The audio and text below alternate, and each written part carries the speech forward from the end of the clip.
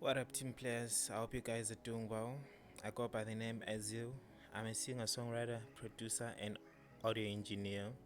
So, on today's tutorial, I'm going to show you how to create a bass track or a group track in Ableton Live, especially for those who are just starting out and you guys want to explore Ableton Live and all. So, let's get into it. Okay, so now you can see we have the default session already open here. So the first thing I'm gonna do, I'm gonna come this side. Let's get rid of this one.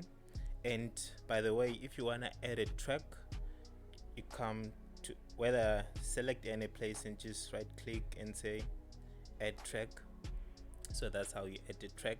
And now that we have 3 tracks, we wanna create like a group.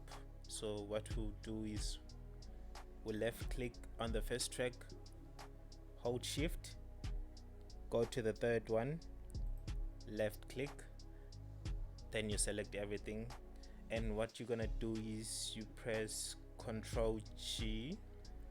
When you press Ctrl G, you can see we already have our group track here.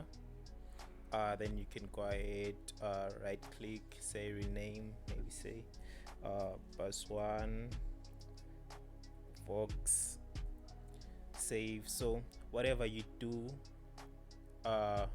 in this group affects all these three tracks here. So this is how you create a group for those who are just starting out. If you're new to the channel, please kindly like, subscribe, comment and share. I'll see you on the next one.